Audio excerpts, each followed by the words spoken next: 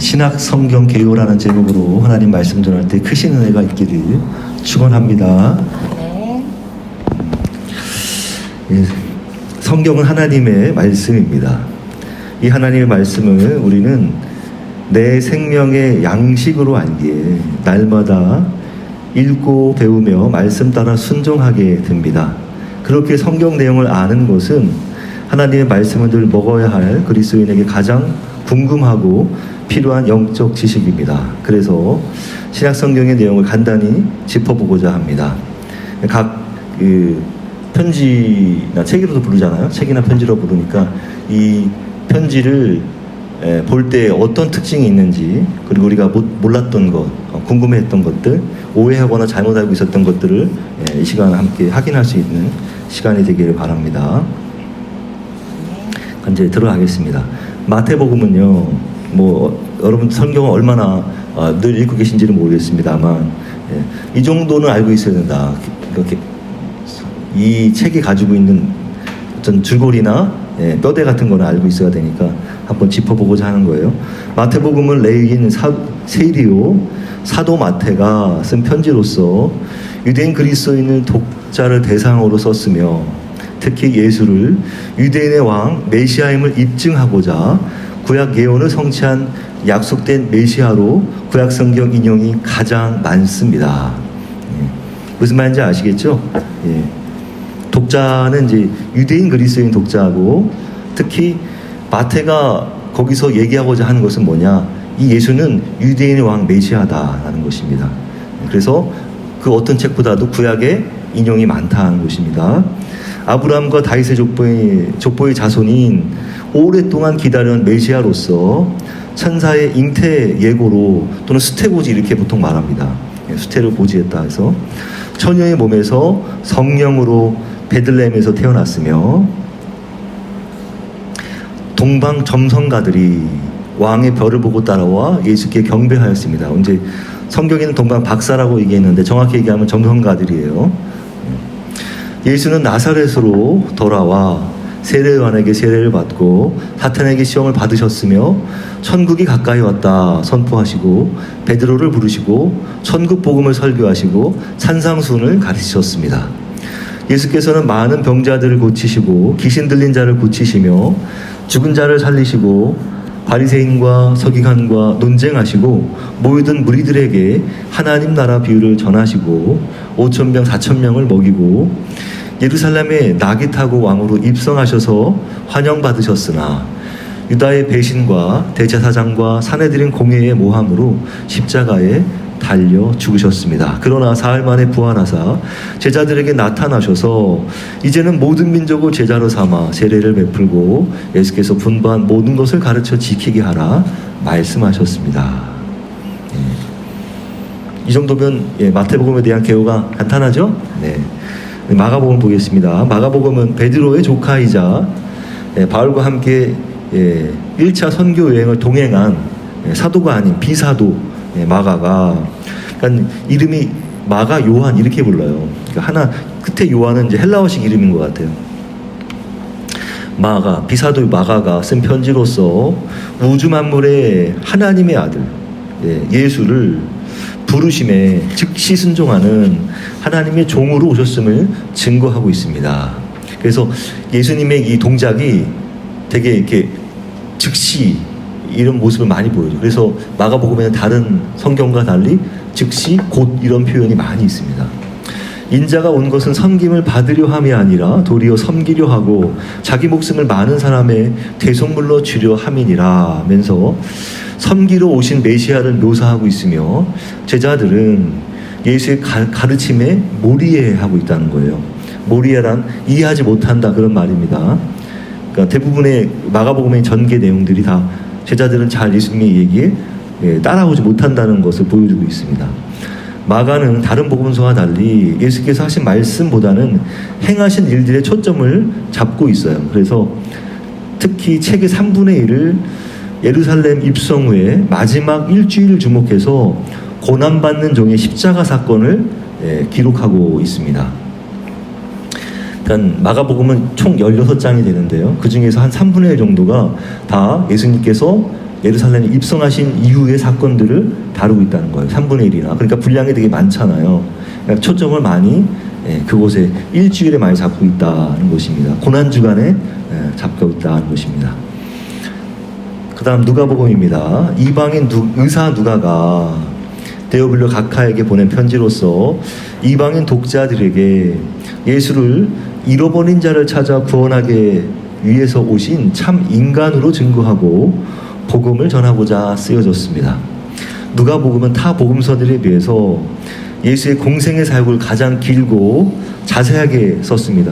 그러니까 이제 장수는 24장밖에 안 되지만 분량은 가장 길어요.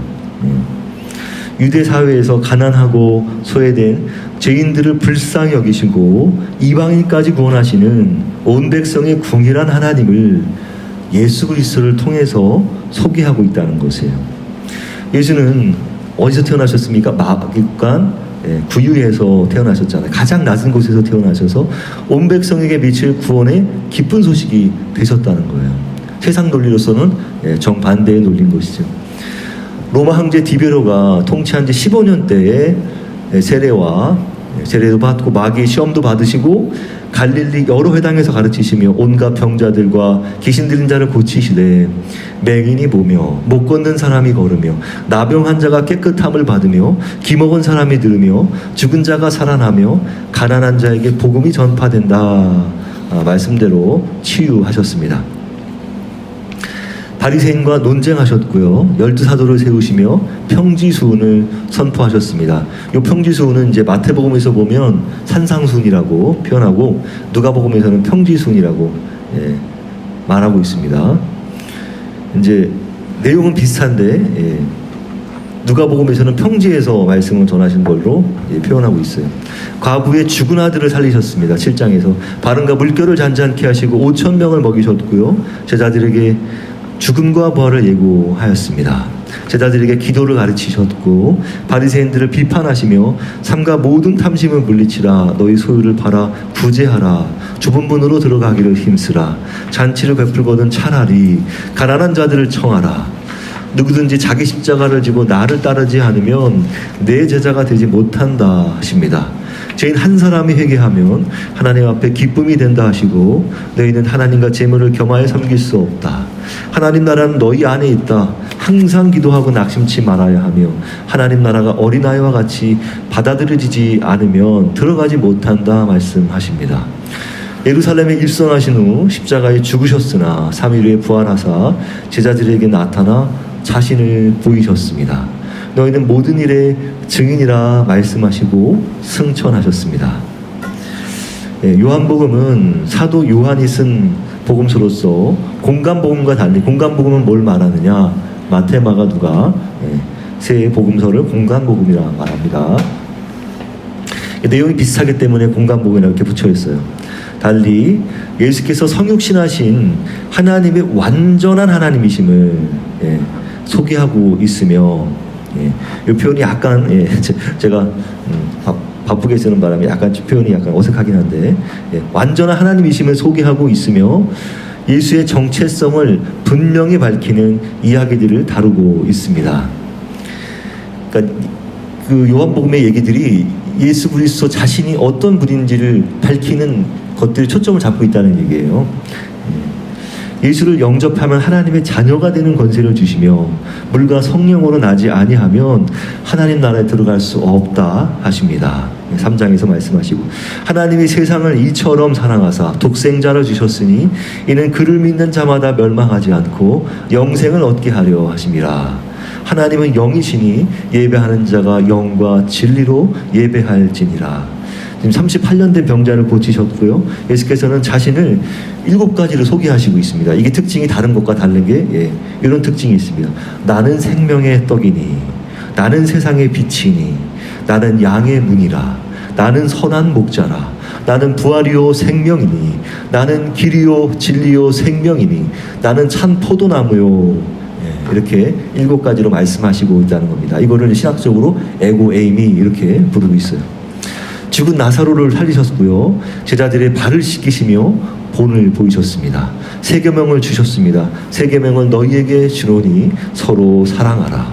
내가 너희를 사랑한 것 같이 너희도 서로 사랑하라. 너희가 서로 사랑하면 이로써 모든 사람이 내 제자인 줄 알리라. 여기서 빠진 게 하나 있네요. 네.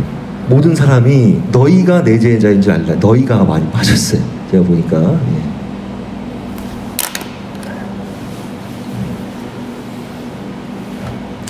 오직 이것을 기록함은 너희를 예수께서 하나님의 아들 그리스도이심을 믿게 하려 함이요 또 너희로 믿고 그 이름을 힘입어 생명을 얻게 하려 함이니라.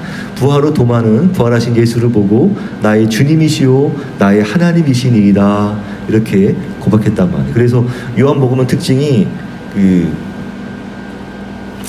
앞과 뒤가 같아요. 그러니까 앞에서 사도 요한이 쓴 이 사람은 하나님이다라는 것을 끝에서 도마의 고백을 통해서 딱 수미상관을 이룬단 말이죠. 아까 여기 지금 모든 사람이 너희가 내 제자인 줄 알리라 그 부분 있잖아요. 너희가 거기다 쓰시면 되겠습니다. 모든 사람이 너희가 내 제자인 줄 알리라. 이제 사도행전 보겠습니다. 의사이자 역사가인 이방인 누가가 이 누가가 장점이 뭐냐 하면 헬라어에 능통한 사람이란 말이에요.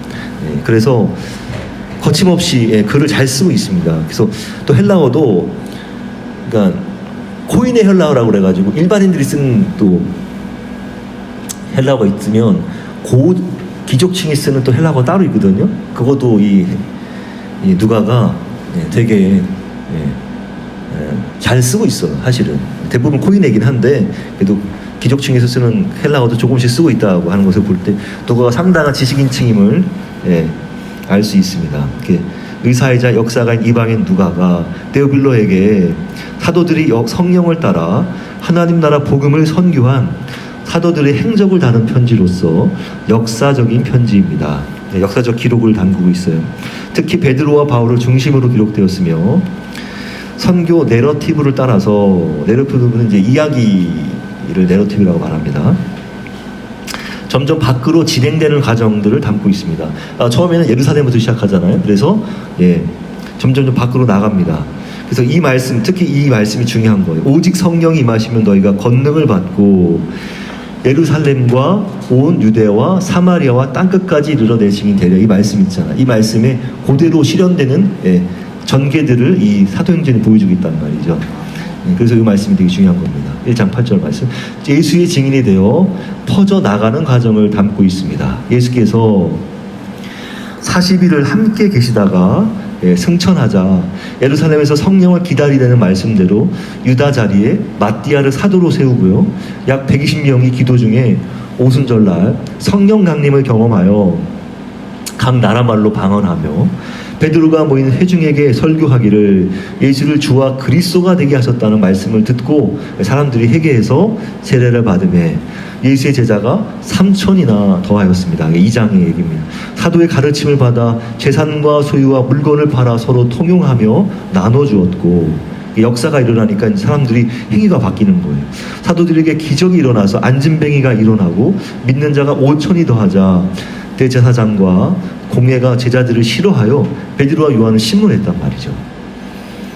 다시 대제사장과 공회가 잡아 옥에 가두었으나 가말리엘의 변호로 인해서 이들이 풀려나게 되었습니다.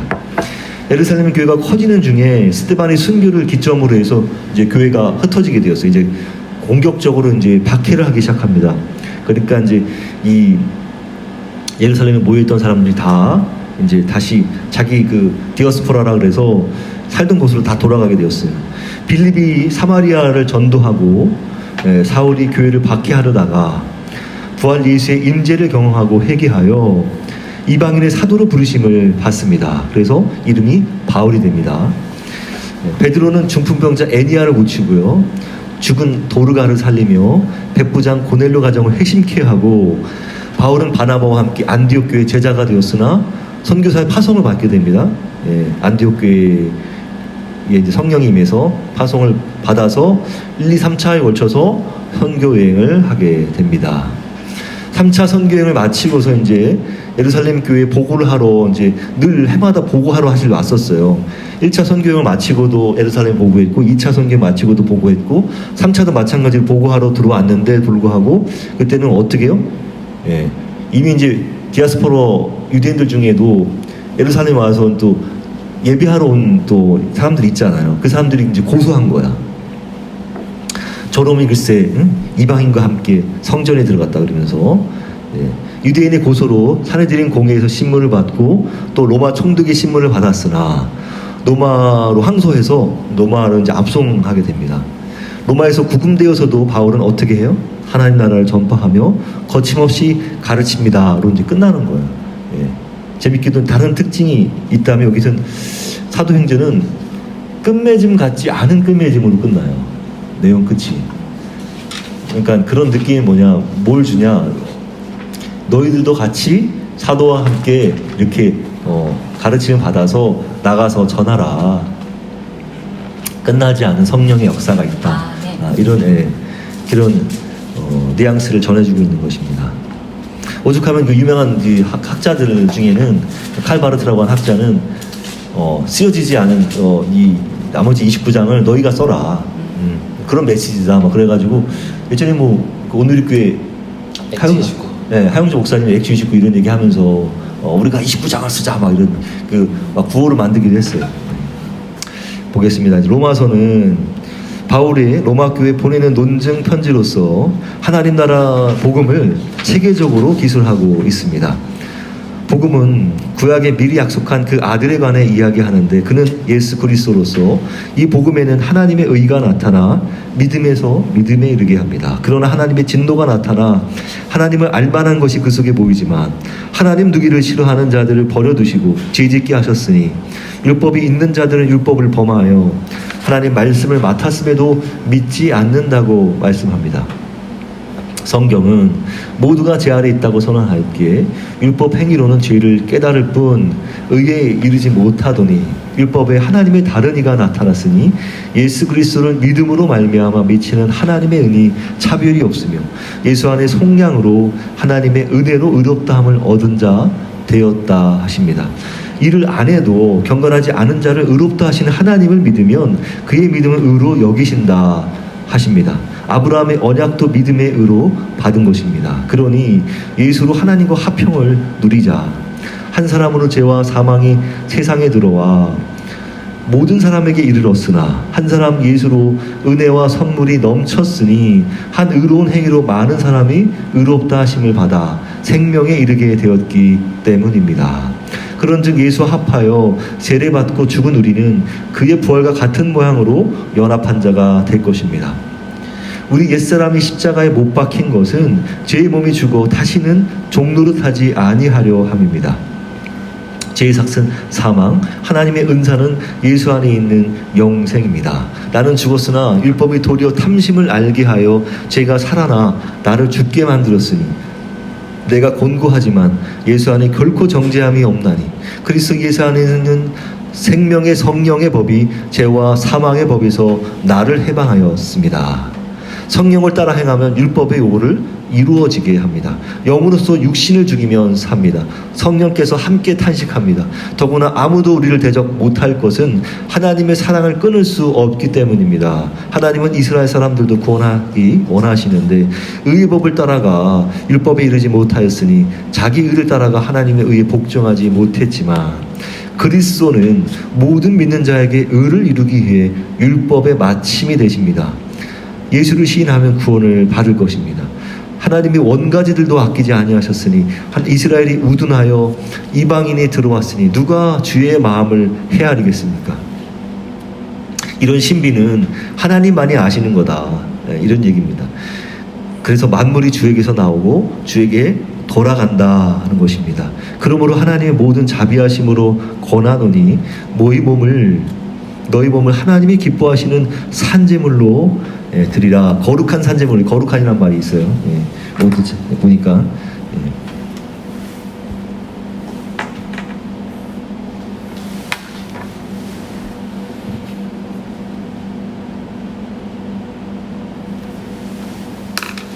이것이 너희가 드릴 영적 예배라 하십니다.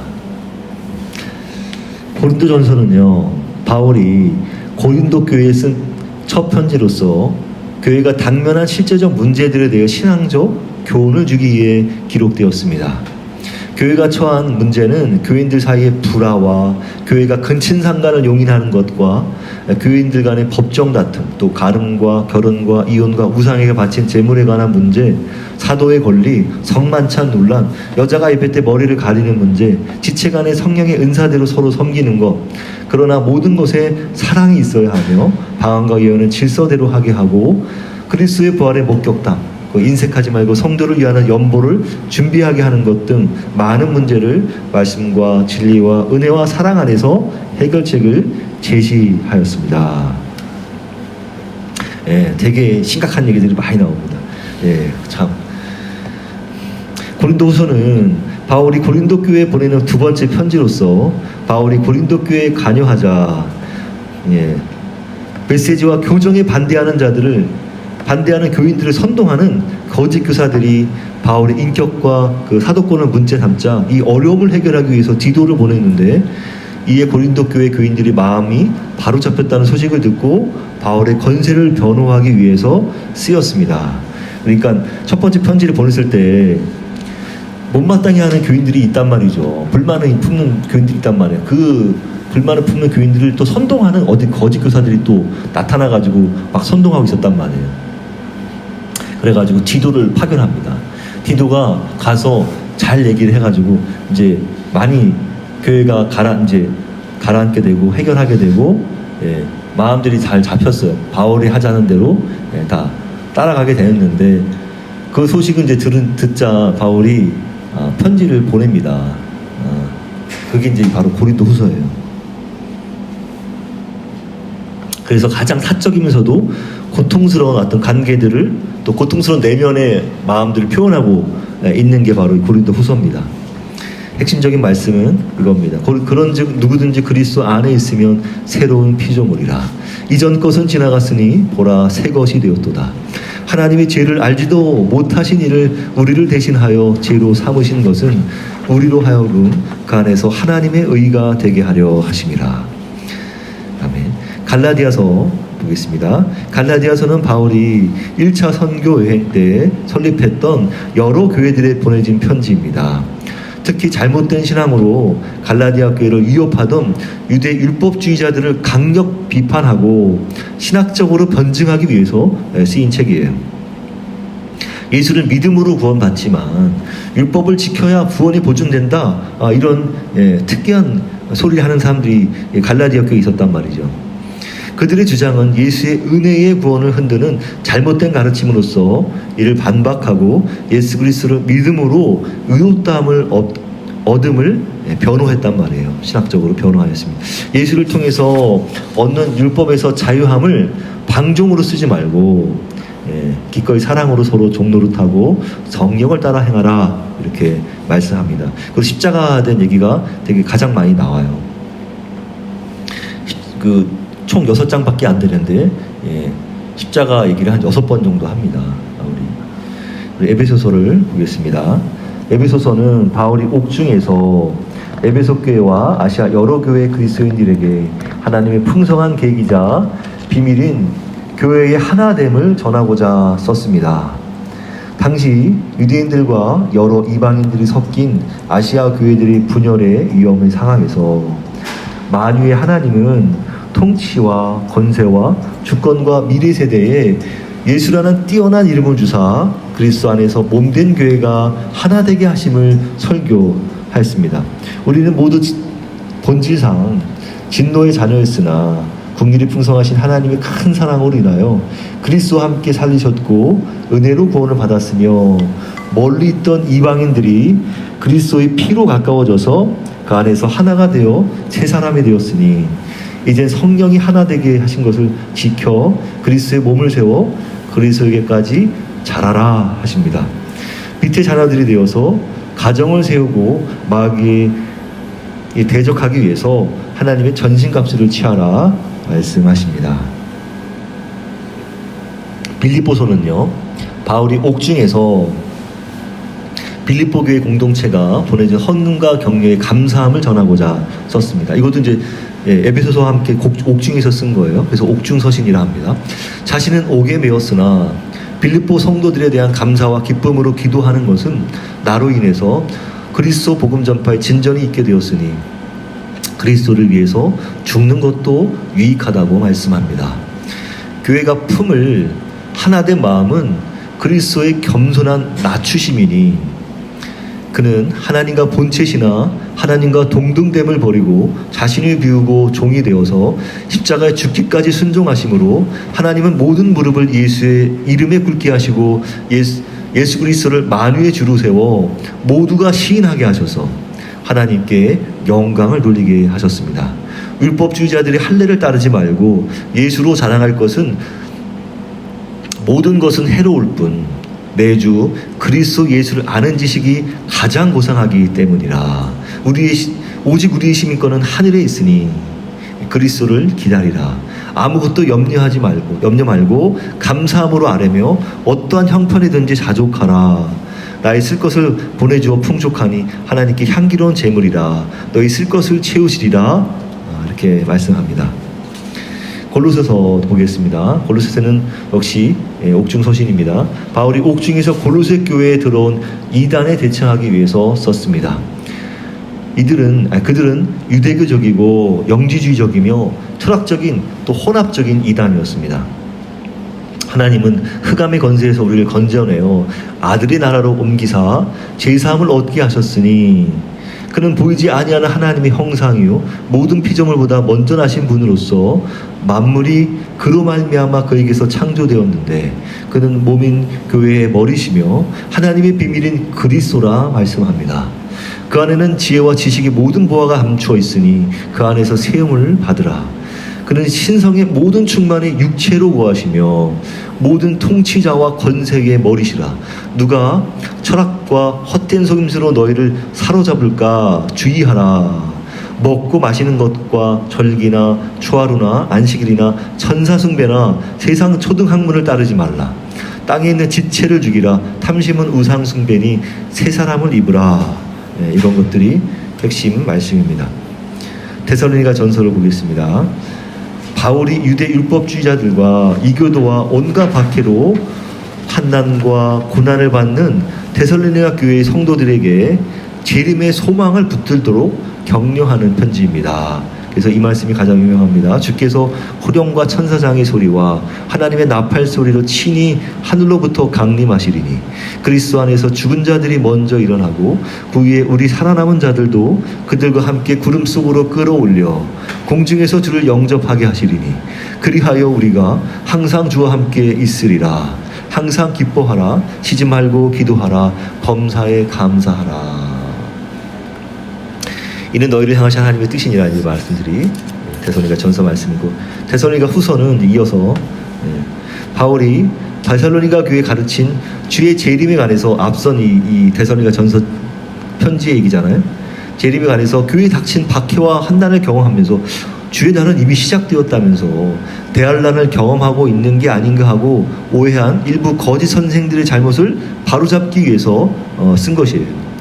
너희가 그 나라를 위해서 고난을 받되 하나님은 옳은 분이라 하나님을 모르는 자들과 주 예수의 복음에 복종하지 않는 자들에게 형벌을 내리시고 환난을 안식으로 갚는 게 하나님의 공이십니다. 바울은 주의 날이 왔다고 해서 쉽게 흔들리거나 미혹되지 말라면서 주의 날이 오려면 먼저 배교하는 일이 있고 자기를 하나님이라 내세우는 멸망의 아들이 나타나기 전까지는 그날이 이르지 않는다고 말씀합니다.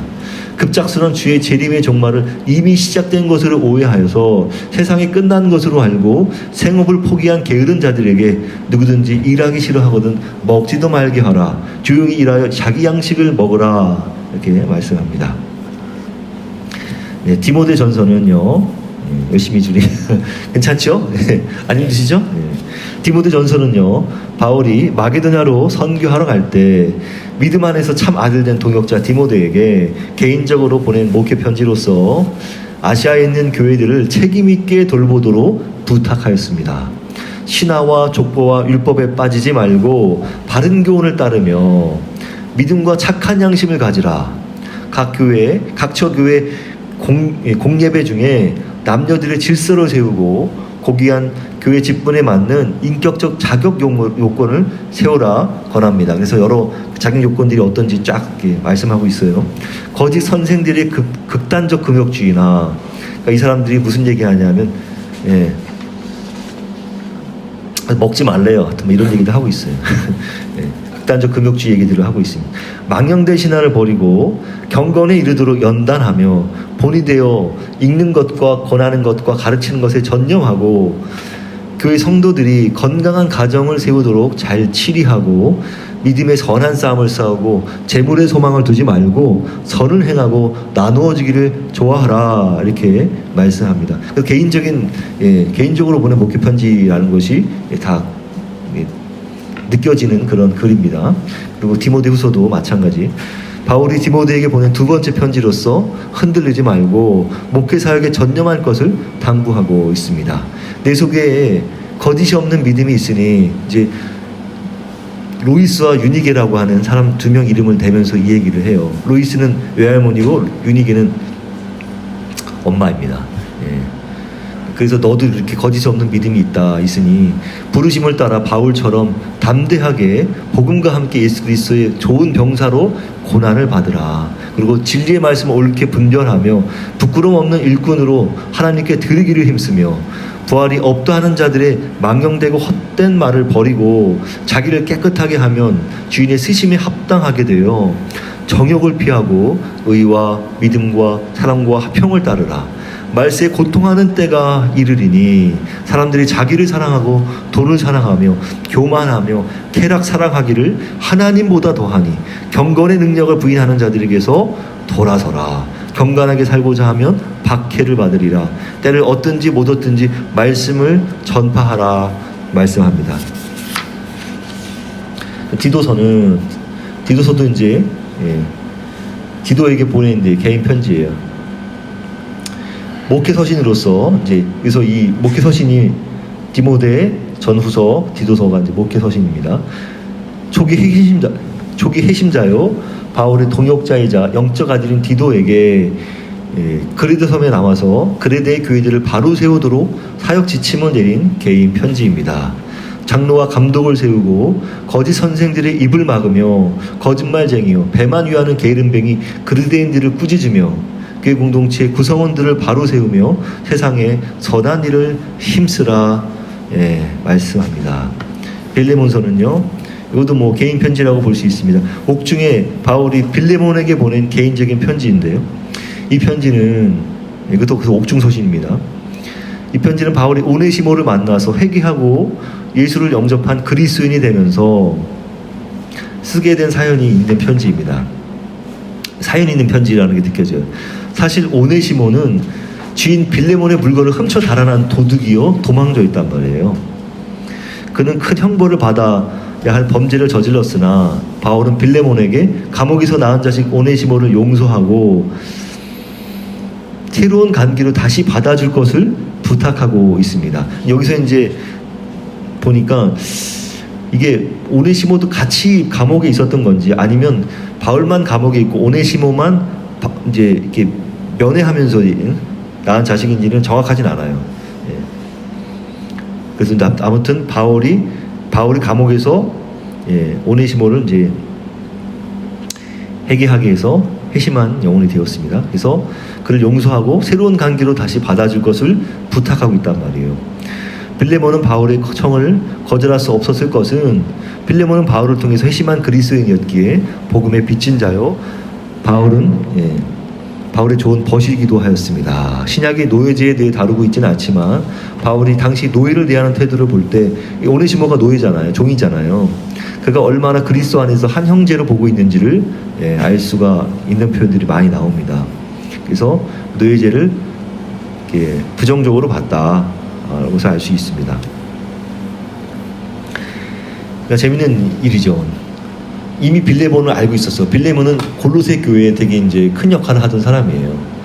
그래서 아무래도 그 지역에 한번 유지였는지 자기 집도 이렇게 내놓으면서 골로새 교회 예배를 또 드리게끔 했던 그런 인물이었는데 이제 어느 날 이제 감옥에 있는 바울에게 오네시모를 알게 된 거예요. 근데 오네시모가 바울을 이제 만나서 회심하게 돼요. 근데 얘기를 다 털어놓잖아. 회심하면서 제가 무슨 잘못 저질렀습니다 이제 얘기했는데 알고 보니까 빌레몬의 하인인 거야 얘가. 그래가지고 너 내가 너를 쓰려면 내가 빌레몬의 허락을 좀 받아야 되겠다. 그래가지고 오네시모를 통해서 편지를 이제 전달하게 합니다. 그 앞선 얘기가 골로새서에 나와요. 같이 이제 에바브라를 통해서 편지가 전해지는 것들이 그 골로새 편지도 가고 아마 이 편지도 같이 갔을 거라 생각이 듭니다. 그래서 이제 거기다 쓰는 내용이 그래요. 이제 우리 오네시모를 용서해 달라, 부탁한다. 이제 이런 얘기들이 많이 있습니다. 혹시 뭐 그 오네시모에게 잘못한 게 있으면 나한테 계산을 해라, 그런 얘기도 합니다. 히브리서 보겠습니다. 히브리서는요, 익명의 저자가 예전에는 이제 워낙 글이 탁월해서 뭐 몇십 년까지만 해도 저자가 바울일 것이다라고 이제 했는데, 이제 거의 이제 20세기 끝에쯤 와서는 아니다, 아닐 수 있다. 이제 신학자들이 그런 얘기가 있어서 이제 그때부터는 작가 이상으로 그냥 인정하기 시작했어요. 익명의 저자가 기독교와 유대교 사이에서 흔들리는 유대인 그리스도인들에게 예수 그리스도가 율법보다 우월함을 소개하고자 쓴 책입니다. 신약성경의 구약으로서 신약성경에서 가장 구약을 많이 다루고 있는 책입니다. 대부분 예수로 구약을 해석하는데 할애하고 있어요. 대부분의 내용이 그래요. 하나님께서는 마지막 날 아들을 통해서 말씀하셨는데 그 아들은 큰 구원의 창시자로서 천사보다 우월하고 또 모세보다 우월하며 여호수아보다 우월하며 멜기세덱의 반차를 따르는 큰 대제사장이며 더 좋은 언약의 새 언약의 중보자가 되신다고 말씀하고 있습니다. 황소와 염소의 피가 능히 죄를 없애하지 못하지만 예수는 하나님께 자신을 단번에 제물로 드려서 속죄를 이루사 하나님께서는 죄를 사하셨습니다. 그래서 우리는 예수의 피로 인해서 성소에 들어갈 자격을 얻었으니 뒤로 돌이키지 말고 다시 유대교로 돌아가지 말고 소망을 굳게 잡으라 권합니다. 믿음의 선조들은 믿음으로 인내하였으니 믿음의 주를 바라보라 이렇게 권하고 있습니다. 야고보서는요, 예수의 동생 야고보가 쓴 편지로서 타국에서 신앙생활하고 있는 흩어진 유대인 그리스도인들의 현실 상황 가운데 그 현실 때문에 더는 낙심하지 않도록 격려하고 참된 믿음으로 살아낼 것을 당부하고자 썼습니다. 시련 중에 기뻐하고 인내하며 말씀대로 행하며 가난한 자를 불쌍히 여겨서 행함에 믿음을 보이며 말에 실수가 없도록 하고 참 지혜를 따르며 부한 자들에 대한 경고와 인내의 기도를 할 것을 부탁하고 있습니다. 구약 성경과 예수께서 가르치는 그 참된 경건의 표지들은 믿음을 삶으로 입증하는 것입니다. 믿음의 진정성은 순종입니다. 행함이다, 순종이다, 이겁니다. 그리고 베드로전서는요, 네로 시대에 베드로가 고난당하는 그 그리스도인들을 위로하고 격려하는 편지입니다. 하나님께서 우리에게 산소망이 있게 하셨으니 모든 행실에 거룩한 자가 되며 마음으로 뜨겁게 서로 사랑하라. 왕같은 제사장들이요 거룩한 나라요 그의 소유된 백성이 되어 아름다운 덕을 선포하며 육체의 정욕을 제어하며 주를 위해 인간 제도를 순종하라 말씀합니다. 특히 예수께서 너희를 위해 고난을 받으셨으니 너희도 부당한 고난을 기꺼이 참여하는 것으로 즐거워하며 인내로 이겨낼 때 예수의 자치를 따르게 된다 이렇게 말씀합니다. 양무리의 본이 되어 이 땅에 나그네로 사는 동안 하나님 나라된 삶을 살라고 말씀합니다. 이어서 베드로 후서는요, 베드로가 교회 안에 들어온 거짓 교사들과 이단을 단호히 경계할 것을 당부하기 위해서 쓰였습니다. 그들의 가르침은요, 교회 공동체를 혼란케 하며 예수의 재림의 약속이 지체되는 것을 비웃으며 호색하며 정욕대로 탐욕대로 살아 주를 부인하는 자들이었습니다. 그러나 주의 재림은 더딘 것이 아니라, 재림 약속은 더딘 것이 아니라 아무도 멸망치 않고 다 회개하기를 원하시기에 오래 참으시는 것입니다. 그럼에도 주의 날은 도둑같이 오리니 주께서 하늘과 땅을 보호하신 것은 불사름으로 심판하시기 위해서 보존하여 두셨다고 말씀합니다.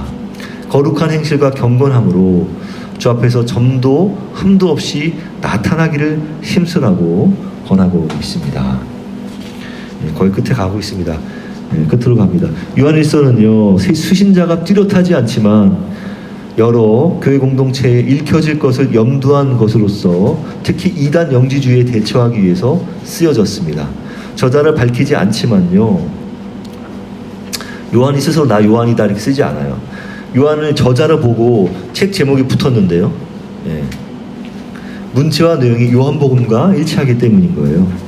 특히 사도 요한은 교회에 퍼져나가는 이 주 예수 그리스도의 성육신과 메시아 되심을 부정하는 거짓 순회 선교사들이 가르침에 순회 선교사들 그런 사람들이 있었어요. 가르침에 주의할 것을 경고하고 있습니다. 그들의 신앙은 예수께서 육체로 오셨듯 실체가 있기에 실천 없는 서구의 신앙은 거짓임을 강조합니다. 영지주의 신앙이 그렇단 말이죠.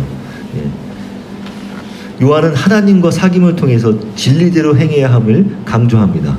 하나님은 빛이시기에 빛 가운데서 살아야 하고, 하나님은 의로우시기에 의롭게 살아야 하며, 하나님은 사랑이시기에 우리는 사랑해야 하며, 하나님은 생명이시기에 우리 안에 영원한 생명이 있음을 확신해야 합니다.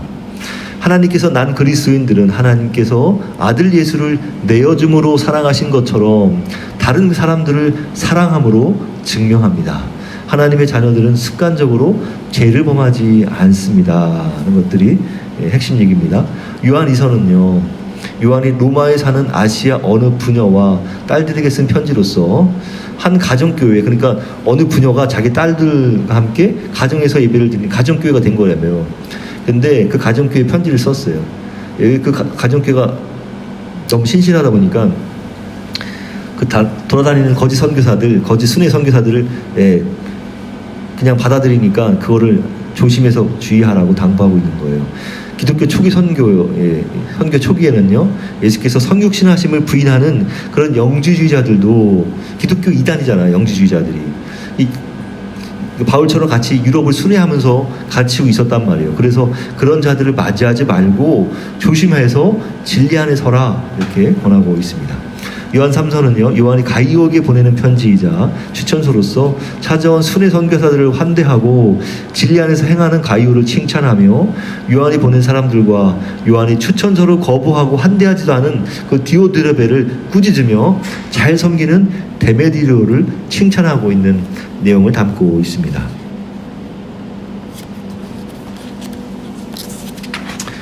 유다서는요, 예수님의 동생이자 야고보의 동생인 유다가 쓴 편지로서 교회에 몰래 들어온 거짓 교사들의 거짓 가르침에 대해서 강력 경고하고 있습니다. 그들은 구원파처럼 하나님의 은혜를 방탕한 것으로 바꾸고 예수를 부인하는 자들이며, 짐승처럼 본능과 정욕대로 행하는 자이며, 분열을 일으키고 성령 없는 자이니 믿음 위에 굳게 서라 이렇게 권하고 있습니다. 마지막 요한계시록입니다. 요한계시록은 요한이 반모섬에서 환상을 보고 쓴 신약성경의 마지막 편지로서 7 교회들과 미래의 하나님의 백성들이 환난과 구원과 하나님의 심판을 상징으로 다룬 예언서입니다. 7 교회는 실제 존재했으나, 소아시아에 존재했어요. 미래에 존속할 7가지 교회 유형을 예시하고 있단 말이에요. 이 땅에는 세상을 숭배하는 자들에게 7 봉인과 7 나팔과 7 대접의 심판이 임하게 됩니다. 이 내용들이 대부분을 차지해요. 요한계시록에. 그동안 세계는 전쟁이 일어나며 많은 그리스도인들이 믿음을 지키려다 순교할 것입니다. 하나님의 진노가 쏟아지는 재앙에 극적으로 왕이요 신랑이요 어린 양이신 예수 그리스도께서 나타나 악마 사탄을 제압하시고 승리하사 불못에 던지시고 하나님 나라를 완전히 세우실 것입니다. 이전 세상은 사라지고 새 예루살렘이 내려와 새 하늘과 새 땅이 될 것입니다. 결론입니다. 신약 성경의 내용은요, 우리에게 은혜가 되고 감사가 됩니다. 더 깊이 알고 배우고 가슴에 새겨야 합니다. 하나님의 말씀이 우리 삶의 뿌리요 지침이요 양식이 되는 저와 여러분 되시기를 간절히 축복합니다.